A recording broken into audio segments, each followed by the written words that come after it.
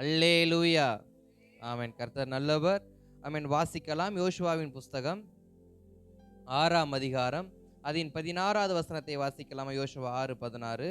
ஏழாந்தரம் 7ஆம் தரம் ஆசாரியர் எக்காலம் ஊதுகையில் ஊதுகையில் யோசுவா ஜனங்களை நோக்கி, ஜனங்களை நோக்கி ஆர்ப்பரியுங்கள், ஆர்ப்பரியுங்கள், பட்டணத்தை கர்த்தர் உங்களுக்கு ஒப்பு கொடுத்தார். பட்டணத்தை கர்த்தர் உங்களுக்கு ஒப்பு கொடுத்தார்.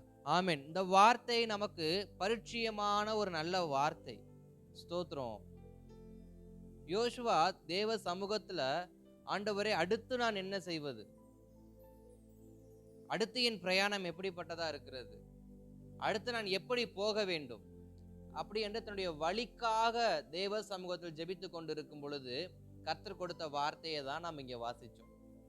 ஏன்னா யோசுவா மோசைக்கு அடுத்தபடி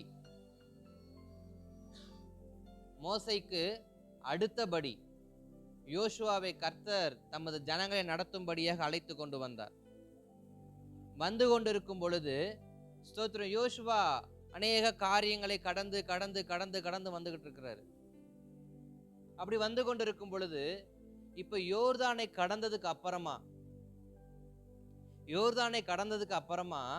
இப்ப யோசுவாவுக்கு முன்பாக ஒரு பெரிய மதில் சுவர்கள் நிக்குது. யோசுவாவுக்கு ஒரு பெரிய மதில் சுவர்கள் நிக்குது. அந்த மதில் சுவரை உடைக்க முடியாது என்பது யோசுவாவுக்கு நல்லா தெரியும். என்ன பண்ண முடியாது? உடைக்க முடியாது. இரண்டாவது, அந்த மதில் சுவரை திறக்கவும் முடியாது. மூன்றாவது, அந்த மதில் சுவரை திறக்க வைக்கவும் முடியாது. அப்ப யோசுவாவுக்கு இந்த மதிலை குறித்து ஒரு நல்ல ஒரு கண்ணோட்டம் இருக்கு. என்னன்னா, முதலாவது, இதை நம்மால் உடைக்க முடியாது. இரண்டாவது, இதை நம்மால் திறக்க முடியாது. மூன்றாவது, இதை நம்மால் திறக்க வைக்கவும் முடியாதுன்னு சொல்லி ஸ்தோத்திரம், யோசுவாவுக்கு ஒரு நல்ல பார்வை இருக்கு.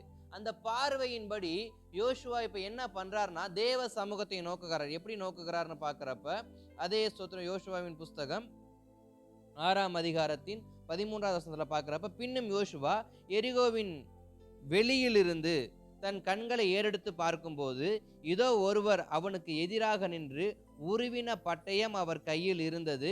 யோசுவா அவரிடத்தில் போய், நீர் எங்களை சேர்ந்தவரோ எங்கள் சத்துருவை சேர்ந்தவரோ என்று கேட்டான். இப்ப யோசுவாவுக்கு ஒரு எண்ணம் வருகிறது.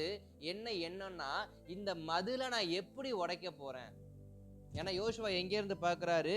யோசுவா எரிகோவின் வெளியில் இருந்து தன் கண்களை ஏறெடுத்து பார்க்கும்போது, அப்ப அவருக்கு ஒரு பார்வை அடைக்குது. என்னன்னா, ஸ்தோத்திரம், இவ்வளவு பெரிய காரியத்தை நான் எப்படி கடந்து போக போறேன்? இவ்வளவு பெரிய காரியத்தை நான் எப்படி கடந்து போக போறேன்? இது என் பலத்துக்கு மிஞ்சின காரியம். இது என்னோடு இருக்கிற ஜனங்களின் பலத்துக்கு மிஞ்சின காரியம்.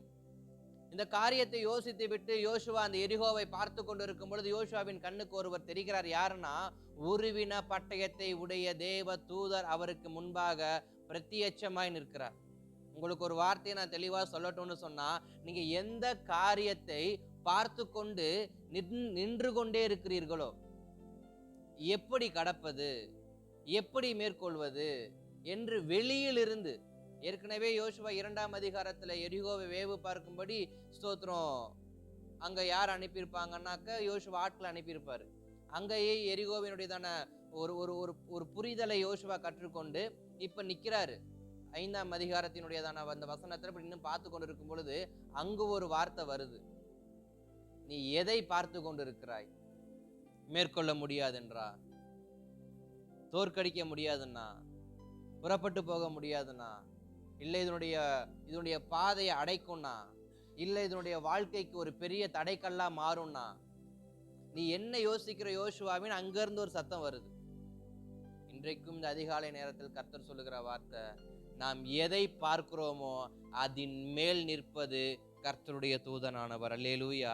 நாம் எதை பார்த்து வாயை பிளந்து கொண்டு இது எப்படி சாத்தியமா, இது சாத்தியமற்றதே, இது உடைக்க முடியாதாயிற்றே, இதை திறக்க முடியாதாயிற்றே, இதை திறக்க வைக்கவும் முடியாதாயிற்றேன்னு சொல்லி நாம் எந்த காரியம் என்னாலும் முடியாது, என் பலத்தாலும் முடியாது, என்னோடு இருக்கிறவராலும் முடியாதுன்னு சொல்லி இதற்கு முன்பாக நான் எப்படி இந்த காரியத்தை வாய்க்க பண்ணுவேன்னு சொல்லி யோசிக்கிற அந்த இடத்திற்கு மேலே நிற்கிறது நான் அல்ல, என் பலன் அல்ல, என்னை நடத்தி கொண்டு வந்தவருடையதான தூதனை கர்த்தர் நிற்க வைத்து உருவின பட்டயத்தை உடையவர் யோசுவாவுக்கு முன்பாக நின்று அவர் கேட்கிற வார்த்தை, உனக்கு என்ன வேணும் என்று சொல்லி அதற்கு யோசுவா கேட்கிற வார்த்தை, நீர் எங்களை சார்ந்தவரோ அல்லது எங்கள் சத்துருவை சார்ந்தவரோ என்று சொல்லி அவர் கேட்கும் பொழுது அதற்கு அடுத்து பார்க்கும் பொழுது 14 வசனம் பார்க்கும்போது, அதற்கு அவர், அல்ல, நான் கர்த்தருடைய சேனையின் அதிபதியாய் இப்பொழுது வந்தேன் என்றார்.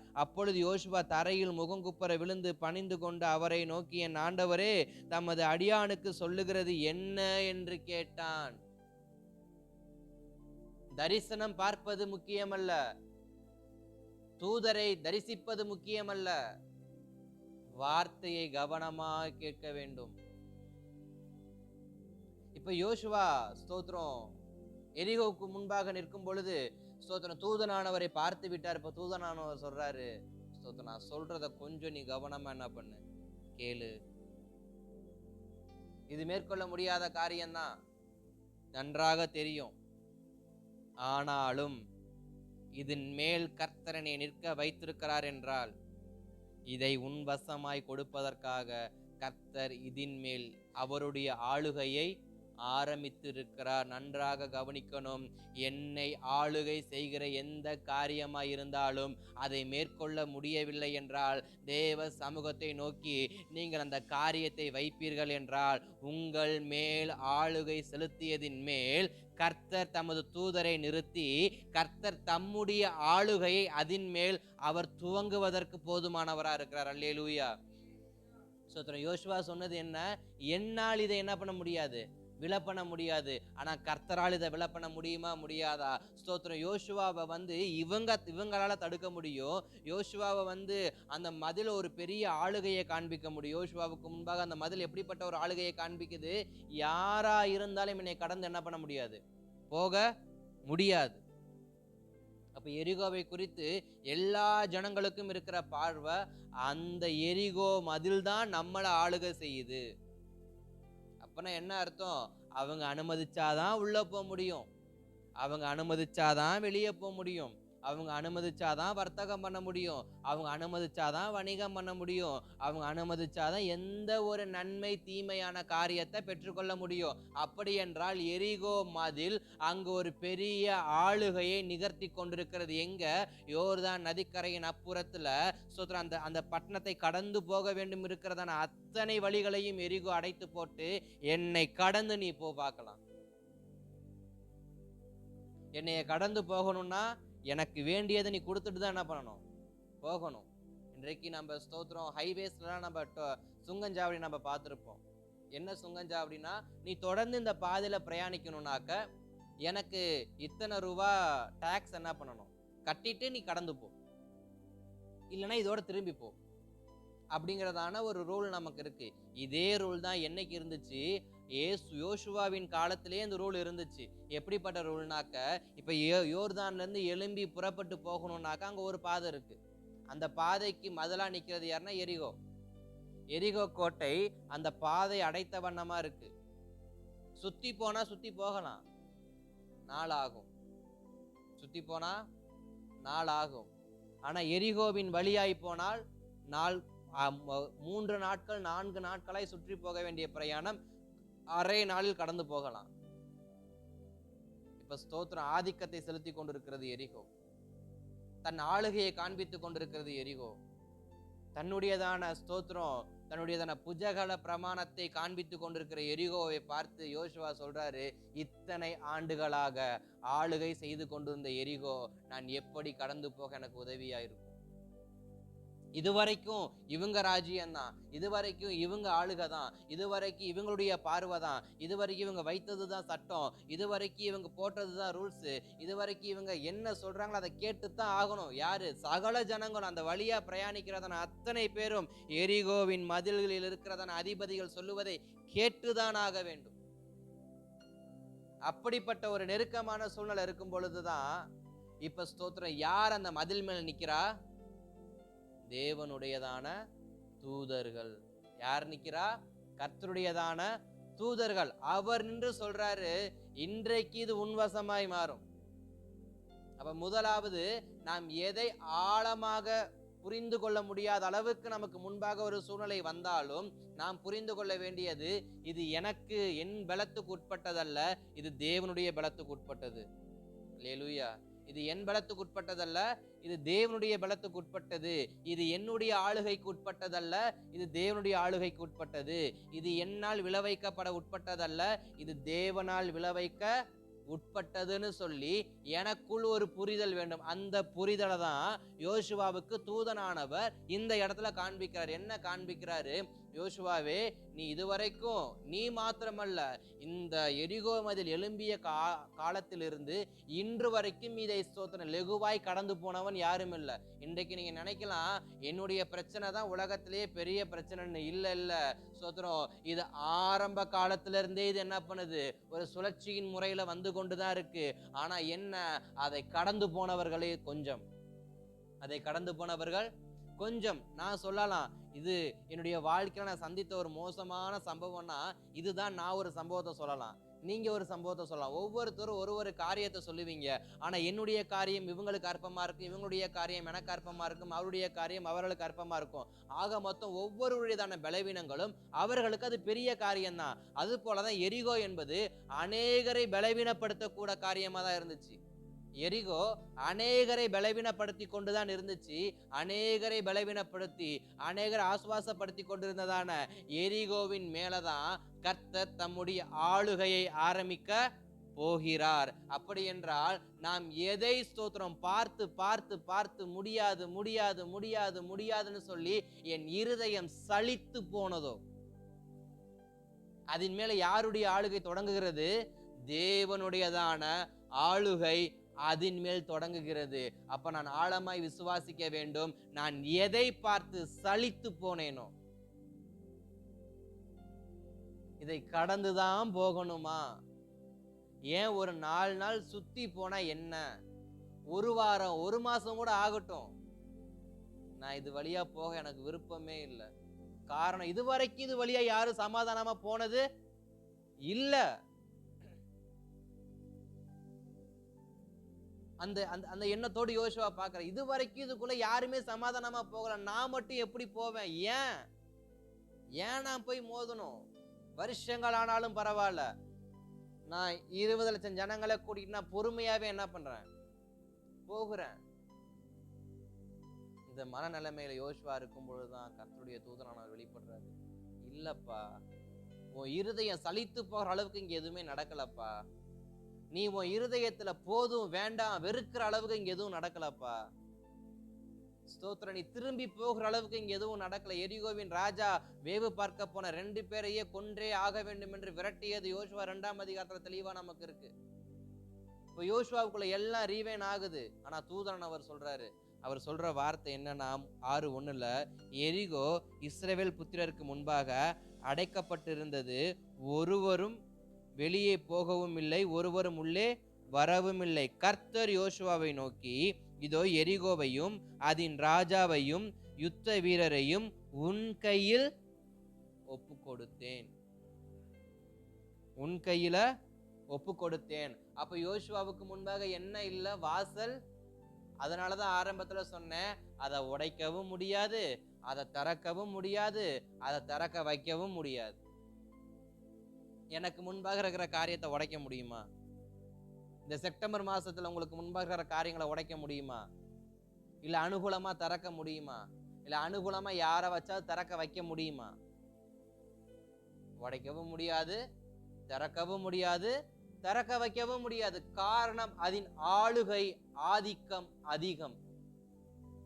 என்னை பார்க்கிலும் அதன் ஆளுகை அதிகம், என் பலத்தை பார்க்கிலும் அதனுடைய பலன் அதிகம், என்னுடைய ஜனங்களுடைய எண்ணிக்கையை பார்க்கிலும் அதன் ஜனங்களுடைய எண்ணிக்கை அதிகம், என்னுடைய யுத்த வீரரின் எண்ணிக்கையை விட அதனுடைய யுத்த வீரர்கள் எண்ணிக்கை அதிகம்.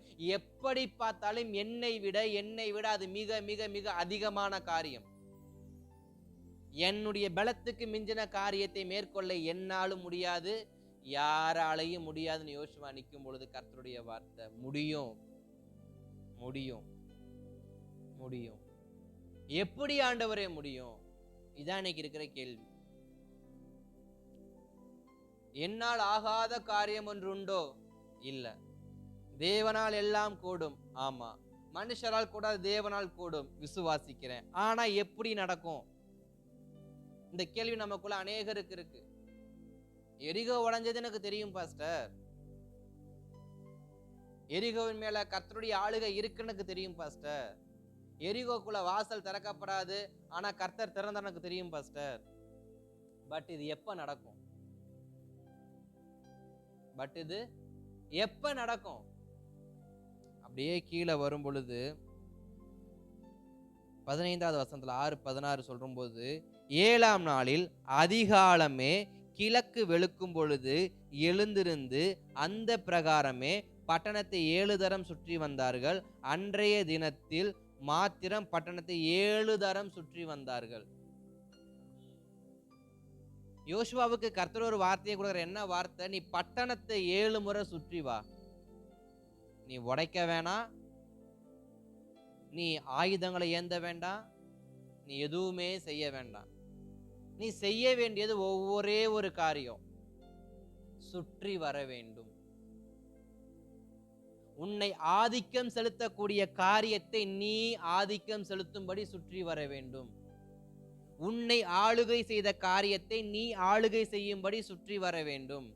உன்னை பயமுறுத்தின காரியத்தை நீ பயமுறுத்தும்படியாக சுற்றி வர வேண்டும்.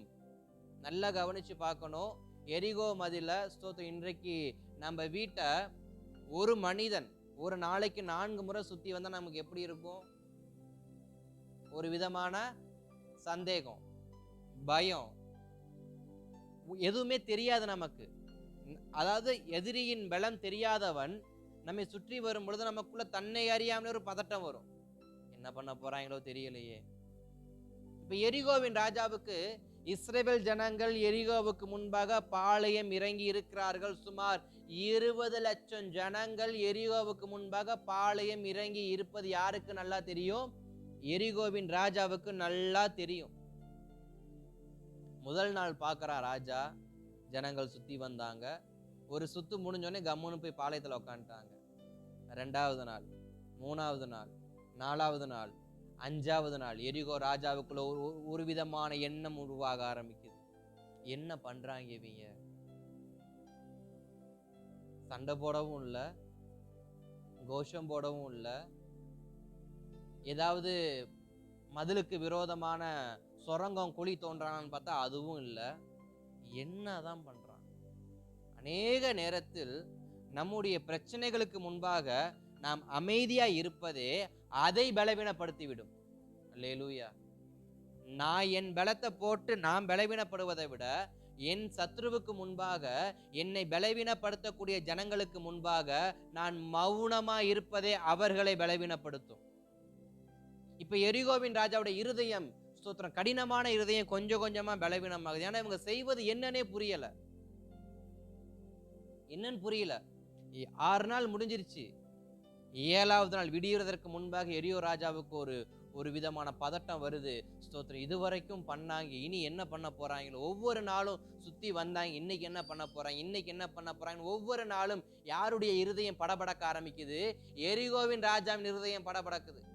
யாரு ஸ்தோத்திரம் ஆளுகை செலுத்துவேன்னு சொன்னாங்களோ, எந்த காரியம் உண்மையில ஆளுகையா இருக்குன்னு சொன்னுச்சோ அந்த காரியத்தின் இருதயம் படபடக்குது. அடுத்து இவன் என்ன பண்ண போறான்? அதிகாலமே, அழகா சொல்லப்பட்டிருக்கு, 7ஆம் நாளில் அதிகாலமே கிழக்கு வெளுக்கும் பொழுது, சூரியன் உதிக்கிற நேரத்தில் யோசுவாவும் ஸ்தோத்திரம் இஸ்ரவேல் ஜனங்களும் மீண்டுமாய் சுற்றி வர ஆரம்பித்தார்கள். எரிகோவின் ராஜா சரி இன்றைக்கும் சுற்றி விட்டு அமைதியா இருப்பாங்க நினைச்சான். ஆனா முதல் ரவுண்டு முடிஞ்சு 2வது ரவுண்டு ஆரம்பிக்குது, 2வது ரவுண்டு 3வது ரவுண்டு ஆரம்பிக்குது. அப்படியே எண்ணங்க ஓட ஓட ஓட இவனுக்கு பதட்டம் தாங்கல. இது நாள் வரைக்கும் ஒரு நாள் சுத்தி வந்தான், இப்ப 7 முறை சுத்தி வரான்.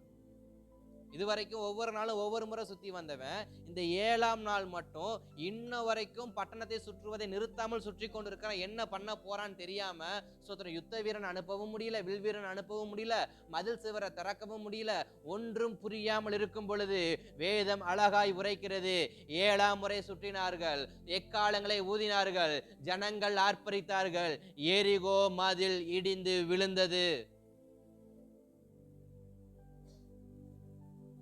எதுவுமே பண்ணல.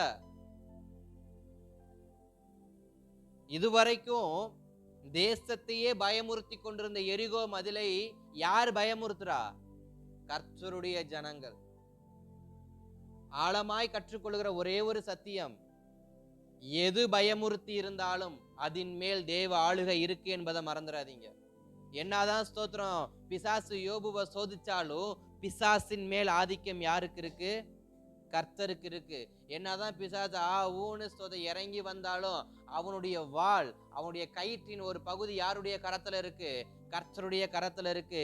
என்னதான் என்னைய சில காரியங்கள் பயமுறுத்தினாலும், என்னதான் சில காரியங்கள் என்னையால மேற்கொள்ள முடியாமல் போனாலும், என்னதான் சில விதமான சூழ்நிலைகள் என் மேல் ஆதிக்கம் செலுத்தும்படி வந்தாலும் அதனுடைய ஆதிக்கங்கள் முழுமையாய் என் மேலோ என் குடும்பத்தின் மேலோ நிறைவேற போவது இல்லை.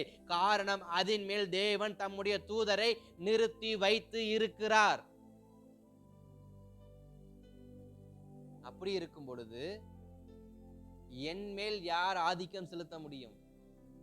இந்த செப்டம்பர் மாதம் நீங்க விசுவாசித்தா, நீங்க நம்ப கூடுமானால், உங்களை ஆதிக்கம் செலுத்த ஒருவரும் இல்லாதபடி கர்த்தர் தமது தூதரை நிறுத்தி என் ஜனத்துக்கு விரோதமாய் ஆளுகை செய்ய நினைக்கிறவன், என் ஜனத்துக்கு விரோதமாய் எதிர்த்து நிற்க நினைக்கிறவன், என் ஜனத்தை அனுமதியாமல் தடுத்து நிறுத்த நினைக்கிறவன் யாராயிருந்தாலும், அவன் கதவு திறக்கப்படவில்லை என்றாலும் அந்த கதவின் மேல் என் ஆளுகையை நிறுத்தி அந்த கதவு திறக்காமலே அதற்குள் கடந்து போக வைக்க என்னால் முடியும் என்று காண்பிக்க கர்த்தர் உண்மை உள்ளவராய் இருக்கிறார். நீங்க விசுவாசிக்க கூடுமானால் நிச்சயம் கர்த்தர் உங்களுக்கு அடைக்கப்பட்ட வாசலை திறக்க அவர் போதுமானவரா இருக்கிறார்.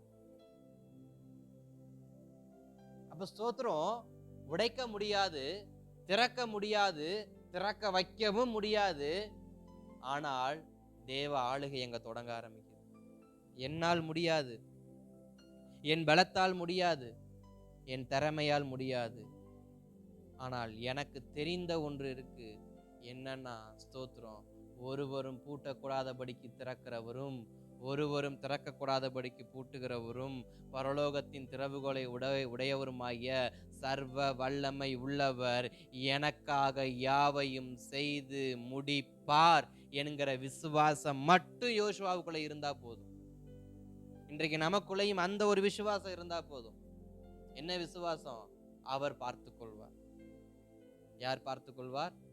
கர்த்தர் பார்த்துக் கொள்வார். என்ன நடந்தாலும் என் ஆர்ப்பரிப்பு மாத்திரம் குறையக்கூடாது.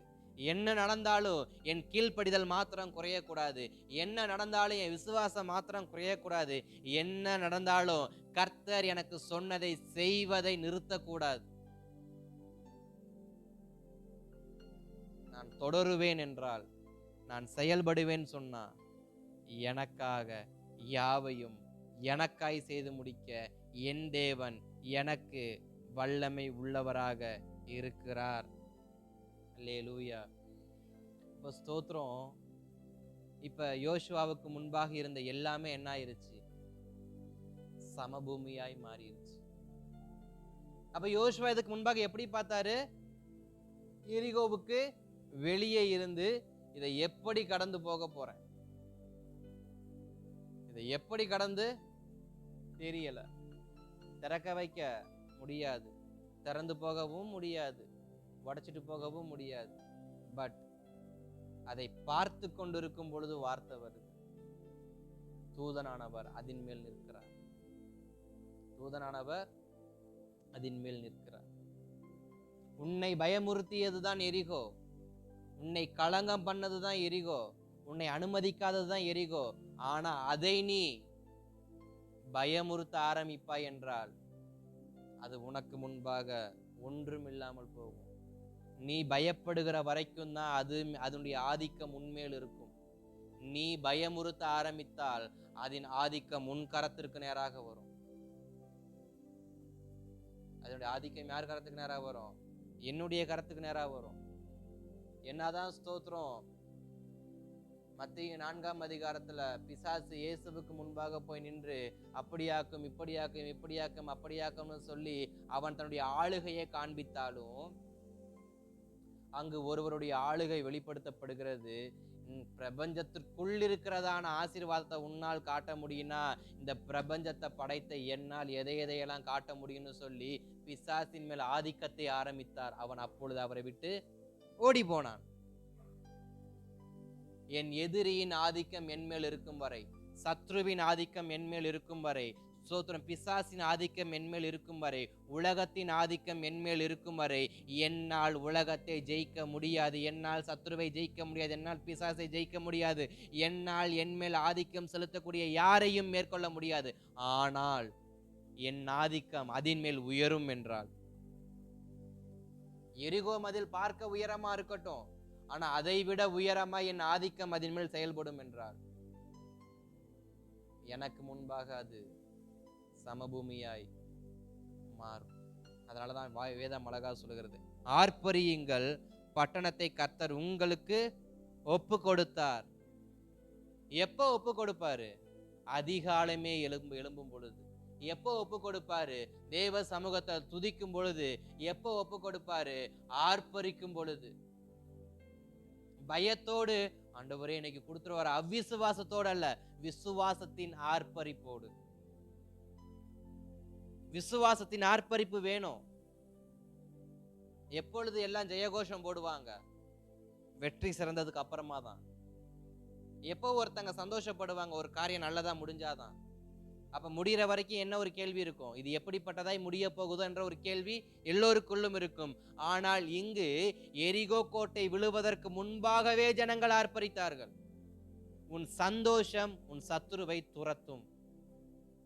உன் சந்தோஷமே உன்னை சுற்றி இருக்கிற சத்துருக்களை துரத்தும். ஜனங்கள் ஆர்ப்பரிக்கிறார்கள், எரிகோ விழுகிறது. ஜனங்கள் சந்தோஷம் அடைகிறார்கள், எரிகோ துக்கம் அடைகிறது. ஜனங்கள் கடந்து போகிறார்கள், எரிகோ இல்லாமல் போயிற்று. எது நம்மை ஆதிக்கம் செலுத்துது? எது நம்மேல் எழும்பி நிற்குது? வெள்ளம் போல சத்துரு ஏறி வரானா? என் தலையின் மேல் அவன் ஆதிக்கம் இருக்கா? இல்லை என்னுடைய சரீரத்தில் அவன் ஆதிக்கம் இருக்கா? ஒருவேளை ஏவாளை போல இருதயத்துல ஆதிக்கத்தை கொடுத்துட்டோமா? எது நம்மை ஆதிக்கம் செலுத்துது? நம்மிடத்தில் எந்த பகுதியில் ஆதிக்கம் அதிகமாகுது? இருதயத்திலையா, சிந்தையிலையா, குடும்பத்திலையா, வாழ்க்கையிலையா, வேலையிலையா, இல்ல ஆவிக்குரிய வாழ்க்கையில? எதுல ஆதிக்கம், சத்துருவின் ஆதிக்கம் அதிகமா இருக்கு? எதுல நீங்க வளரக்கூடாதபடிக்கு ஆதிக்கம் பண்றாங்க? எதை நீங்க கடந்து போகக்கூடாதுன்னு ஆதிக்கம் பண்றாங்களோ, எந்த ஆதிக்கமா இருந்தாலும் ஒரே வார்த்தை, அதன் மேல் தேவன் தமது தூதரை நிறுத்தி வைத்திருக்கார். காரணம், அதனுடைய வேலை உங்களுக்கு முன்பாக செயல்படாமல் போகும்படி. மறந்துடாதீங்க. இப்ப நான் பயப்படுகிறது வேஸ்ட், நான் பதட்டமா இருப்பது வேஸ்ட், முடியாது என்று சோர்ந்து போவது வேஸ்ட். அந்த செப்டம்பர் மாதத்துல செய்ய வேண்டியது என்ன பாருங்க. பயமுறுத்தின காரியத்தை பயமுறுத்தும்படி போங்க. அதன் மேல் கர்த்தருடைய ஆளுகை இருக்குன்னு ஆழமா விசுவாசியுங்க, ஆர்ப்பரியுங்க, சந்தோஷப்படுங்க. சந்தோஷத்தை பார்த்தே எதிரி என்ன பண்ணிடணும்? சுண்ணாம்பாயிரும். ஒரு பழமொழி சொல்லுவாங்க பாத்தீங்களா, நம்மள துக்கப்படுத்தினவங்கள துக்கப்படுத்தி சாவடிக்கிறத விட நாம சந்தோஷமா இருந்து அது நிமித்தம் அவன் என்ன பண்ணணுமா? சாகடிக்கணுமா? ஏன்னா துன்மார்க்கன் விரும்புவது எதை? நான் துக்கமா இருந்தே சாகணுங்கிறதான் யார் விரும்புறா? துன்மார்க்கன் விரும்புறான். ஆனா வேதம் சொல்லுகிறது, உன்னை துன்பப்படுத்தி துன்பப்படுத்தி துன்பப்படுத்தி சாகடிப்பதுதான் சத்துருவின் வேலை. அதுதான் அவன் நோக்கம். உன்மேல் ஆதிக்கம் செலுத்தும் பொழுது நீ பயப்படுவான்னு அவனுக்கு தெரியும். உன்மேல ஸ்தோத்திரம் பயமுறுத்துதலை கொடுத்தா நீ பயப்படுவான்னு அவனுக்கு தெரியும். ஆனா அவனுக்கு தெரியாத ஒண்ணு உனக்கு தெரியணும். என்னன்னா, நீ அவனுக்கு பயப்படாமல் நீ அவனுக்கு முன்பாக சந்தோஷமா இருந்தா அதுவே அவனுக்கு வயிறு எரிச்சலை கொடுத்து ஓடிடுவான். அப்ப எரிகோவின் ஜனங்கள் ஒவ்வொரு நாளும் ஆர்ப்பரிக்கிறாங்க. ஃபர்ஸ்ட் நாள், 2வது நாள், 3வது நாள், 4வது நாள், 7 நாள் முடிஞ்சு 7வது நாள் காலமே எழுந்து 7 முறை ஆர்ப்பரிக்க ஆரம்பிச்சாங்க. இப்ப ஸ்தோத்திரம், எரிகோவின் பயம் ஏற்பட காரணம் எதுவா இருக்கும்? சுற்றி வருவது ஒரு புறம் இருந்தாலும், அமைதியா இருப்பது ஒரு புறம் இருந்தாலும், ஆர்ப்பரிப்பின் சத்தம் இருக்கு பாத்தீங்களா? ஸ்தோத்திரம். நியாயாதிபதிகள் புஸ்தகத்துல ஸ்தோத்திரம், கிதியோனுடைய நாட்கள்ல கர்த்தருடைய பட்டயம், கிதியோனுடைய பட்டயம் என்று சொல்லி அவர் எக்காலங்களை ஊதி தீவட்டிகளை ஏந்தி உடைத்த பொழுது அனைவருக்கும் பயம் உண்டாயிடுச்சு. அது போல இவங்க ஸ்தோத்திரம் எக்காலம் ஊதி ஆர்ப்பரிக்கிறாங்க, எக்காலம் ஊதி ஆர்ப்பரிக்கிறாங்க. இவனுக்கு ஒன்னும் புரியல, எந்த பகுதியை உடைச்சாங்கன்னு தெரியல. டெய்லி மதுல சுத்தி சுத்தி பாக்குறான், உடைச்சிட்டாங்களா, எதுவுமே உடைக்கல. 2வது நாள் ஆர்ப்பரிக்கிறாங்க, சுத்தி வந்து பாக்குறான், ஒண்ணு இல்ல. 3வது நாள் சுத்தி, ஒவ்வொரு நாளும் சுத்தி சுத்தி வந்து பாக்குறான், ஒரு இடம் கூட உடையல. 7வது நாள் சுத்தி வந்தாங்க, எதுவுமே நடக்கலன்னு அப்படியே அஜாக்கிரதையா இருந்தான். ஒட்டு மொத்த மதிலும் கீழே இடிந்து விழுந்தது. ஒட்டுமொத்தமா இடிஞ்சு விழுந்துச்சு. ஃபர்ஸ்ட் நாள் இவன் பார்த்த எக்காலம் ஊதுறப்ப நல்லாதான் இருந்துச்சு, எதுவுமே விரிசல் விழல. அப்ப அவனுக்குள்ள ஒரு பயம், ஒரு சந்தோஷம் வந்துருச்சு. அப்ப எக்காலம் ஊதி ஸ்தோத்திரம் எதுவுமே நடக்கல. 2வது நாள், 3வது நாள், 4வது நாள், 5வது நாள், அவன் ஸ்தோத்திரம் எதுவும் நடக்காது. இப்ப சத்ருவுக்கு என்ன ஆயிருச்சு? நீ சந்தோஷமா இருப்பதை பார்த்து இவன் நடிக்கிறான்னு தெரிஞ்சிருச்சு. இப்ப எரிகோவுக்கு என்ன தெரிஞ்சிருச்சு? இவன் நடிக்கிறான். அவன் அப்படிதான் நினைக்கட்டும், அவன் அப்படியே நினைக்கட்டுமே. உங்களை பலவீனப்படுத்துற காரியம் நீ நடிக்கிறதாவே இருக்கட்டுமே. நாம மற்றவங்களுக்கு முன்பாக நடிக்கிறவனாவே இருக்கட்டுமே. ஆனா கர்த்தருக்கு உண்மை என்னன்னு தெரியும்ல. நான் நடிக்கிறேனா இல்ல உண்மையா இருக்கேன்னு கர்த்தருக்கு தெரியுமா தெரியாதா? மனுஷன் நடிக்கிறேன்னு சொல்லட்டுமே, தப்பு இல்லையே. இன்றைக்கு அநேகர் வருத்தப்படுகிற காரியம் நடிக்கிறான்னு சொல்லிட்டான் பாஸ்டர், சொல்லட்டுமே. ஆனா அவனுக்கு தெரியாது நான் உண்மையா இருக்கிற விஷயம். அவனுக்கு தெரியாது கர்த்தர் சொல்லிதான் இதை நான் செய்யறேன்னு சொல்லி. அவனுக்கு தெரியாது இதனுடைய முடிவு என்னவா இருக்கும்னு சொல்லி. ஆனா எனக்கு இது எல்லாமே தெரியும். 7வது நாள் மீண்டுமாய் தன் முதல் அடியை எடுத்து வைத்து யோசுவா புறப்படுகிறார். கடைசி அடியை எடுத்து வைக்கும் பொழுது அங்கு ஒரு ஆர்ப்பரிப்பின் சத்தம் கேட்குது. ஆர்ப்பரிப்பின் சத்தம் முடிவதற்கு முன்பாக எரிகோ மதில் தரமட்டமாய் மாறியது. அல்லேலூயா. விசுவாசியுங்க, அறிக்கை பண்ணுங்க, ஆர்ப்பரியுங்க. உங்களால உடைக்க முடியாதுன்னு எதுவுமே கிடையாது, உங்களால திறக்க முடியாதுன்னு எதுவுமே கிடையாது, உங்களால திறக்க வைக்க முடியாதுன்னு எதுவும் கிடையாது. ஏன்னா ஒருவரும் பூட்டக்கூடாதபடிக்கு திறக்கிற சர்வ வல்லமையுள்ள தேவனாகிய கர்த்தர் என் பட்சத்தில் இருக்கிறபடியினார், அவர் என் பட்சத்தில் இருக்கிறபடியினார் நான் ஆர்ப்பரிப்பேன், எனக்கு வாசல்கள் திறக்கப்படும். நான் ஆர்ப்பரிப்பேன், எனக்கு மதில்கள் திறக்கப்படும். நான் ஆர்ப்பரிப்பேன், என் ஆளுகைக்கு மேல தேவ ஆளுகை உண்டாக்கப்படும். அல்லேலூயா. ஜெபிக்கலாமா? அப்படியே ஸ்தோத்திரம். முடிந்தவர்கள் யாவரும் எளிமை நின்று தேவ சமூகத்தில் தேங்க்யூ ஃபாதர், நன்றி அப்பா, உமக்கு நன்றி செலுத்துகிறோம், நன்றி செலுத்துகிறோம், நன்றி செலுத்துகிறோம். இதுவரை கேளுங்க, இது 8 மாதம் வரைக்கும் என்னை பயமுறுத்தின காரியம், 8 மாதம் வரைக்கும் என்னை ஸ்தோத்திரம் கலங்க பண்ணின காரியம், 8 மாதம் வரைக்கும் என்னை செயல்பட விடாமல் தடுத்து வைத்த காரியங்கள் ஆண்டவரை உம்முடைய சமூகத்துக்கு நேராக கொண்டு வருகிறேன். இதுவரைக்கும் என்னுடைய அடிகளை உறுதிப்படுத்தாதபடிக்கு என்னைய பயமுறுத்தின காரியம், இதுவரை என்னுடையதான ஸ்தோத்திரம் பிரயாணத்தில் என்னைய தாமதம் பண்ணின காரியம், என்னுடைய வெற்றி வாகையை நான் சூடுவதற்கு முன்பாக என் பிரயாணத்தை தடுத்த அத்தனை காரியத்தையும் ஆவியானவரே உமக்கு முன்பாக கொண்டு வந்து வைக்கிறேன். இன்றைக்கு ஸ்தோத்திரம் அந்த அதிகாலை நேரத்தில், அந்த காலை வேளையில் ஸ்தோத்திரம் யோசுவா எரிகோ மதிலை பார்த்து கொண்டிருந்தது போல இன்றைக்கு நீங்கள் எதை பெருசாக நினைக்கிறீங்க அதை கொஞ்சம் உங்கள் கண்களுக்கு முன்பாக வைத்து, ஆண்டவரே என் வாழ்க்கையில் இதை தான் கடக்க முடியாம நான் தவிக்கிறேன், இந்த இடத்தை கடந்து போக முடியாம தவிக்கிறேன்னு எந்த காரியம் இருக்கோ அதை உங்க கண்களுக்கு முன்பாக கொண்டு வந்து யோசுவா எரிகோவை பார்த்தது போல உங்களை தடுக்கிற காரியத்தை கொஞ்சம் உங்களுடைய ஆவிக்குரிய கண்கள்ல தேவ சமூகத்துக்கு நேராக, ஆண்டவரே இதுவே என்னை தடுக்கிற விஷயமா இருக்கு, இதுவே என்னை கடந்த 8 மாதங்களாக செயல்பட முடியாம தடுத்து வைத்தது, இதுவே கடந்த 8 மாதங்களாக என்னை ஆண்டவரே புறப்பட்டு போக விடாமல் தடுத்தது, இந்த காரியத்தை நான் எப்படி கடந்து போகிறேன்னு அந்த காரியத்தை தேவ சமூகத்துக்கு நேராக கொண்டு போங்க. தேவ சமூகத்துக்கு நேராக கொண்டு போங்க. தேவ சமூகத்துக்கு நேராக கொண்டு போங்க.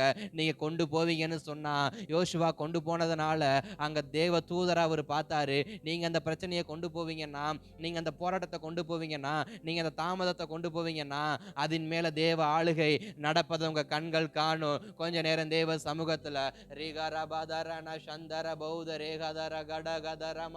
என்னை ஆளுகை செய்த, என்னை தடுத்து நிறுத்திய, என்னுடைய வழியை அடைத்த, என்னுடைய பிரயாணத்தை தடுத்த, என்னுடையதான சந்தோஷத்தை தடுத்த, என்னை சோர்ந்து போக வைத்த, என்னை சலித்து போக வைத்த ஆண்டவரே, உமக்கு முன்பாக உமக்கு முன்பாக உமக்கு முன்பாக உமக்கு முன்பாக உமக்கு முன்பாக என்னை சலித்து போக வச்ச காரியம் இதுதான்ப்பா.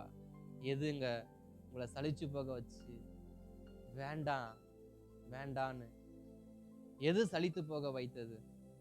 தேவ சமூகத்துக்கு நேராக கொண்டு போங்க, கொண்டு போங்க. இதுதான் ஆண்டவரே, நான் சலித்து போகும்படி, நான் இதுவரைக்கும் கடந்து வந்த பாதையிலேயே நான் மோசமா உணர்றது இந்த இடத்துல தான். செங்கடலை கடந்து வந்தப்ப எனக்கு இந்த உணர்வு வரல,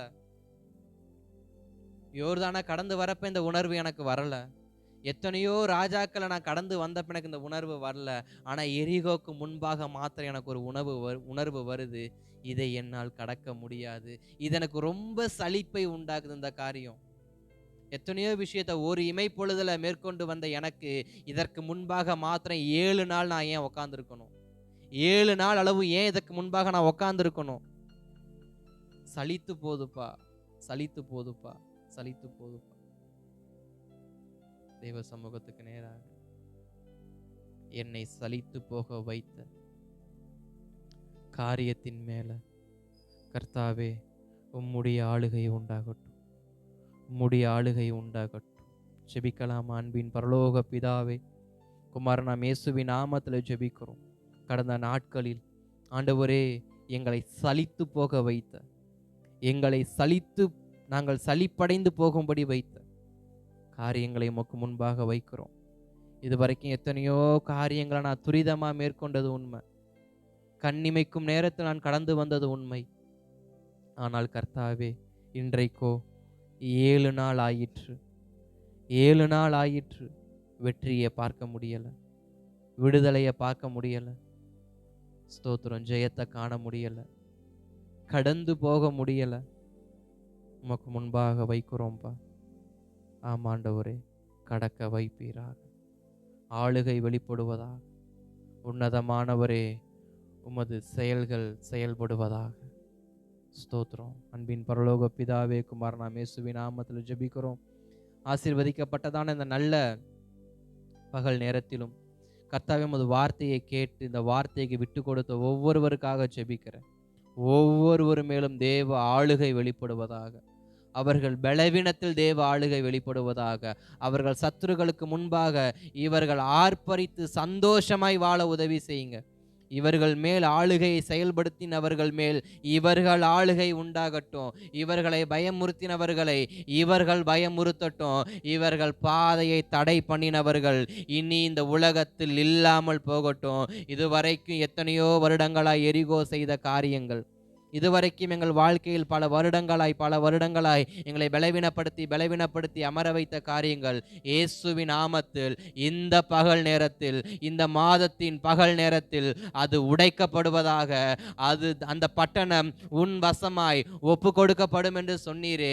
ஸ்தோத்திரம். எங்களை பலவீனப்படுத்தினது எங்கள் வசமாய் ஒப்பு கொடுக்கப்படட்டும். எங்களை பயமுறுத்தியது எங்கள் வசமாய் ஒப்பு கொடுக்கப்படட்டும். எங்களை தடுத்து நிறுத்தியது எங்கள் வசமாய் ஒப்பு கொடுக்கப்படட்டும். ஆண்டவரே, எங்கள் வசமாய் ஒப்பு கொடுக்கப்படட்டும்பா, எங்கள் வசமாய் ஒப்பு கொடுக்கப்படட்டும்பா. ஒப்பு கொடுக்கிறோம். கர்த்தர் கிரியை செய்வீராக. இங்க இருக்கிற ஒவ்வொருவருக்காக ஜெபிக்கிறேன். ஒவ்வொருவர் கரத்திலும் எது முடியாதென்று நினைக்கிறார்களோ அது இவர்கள் வசமாய் மாறட்டும், இவர்கள் வசமாய் மாறட்டும். இயேசுவின் நாமத்தில் நல்ல பிதாவே.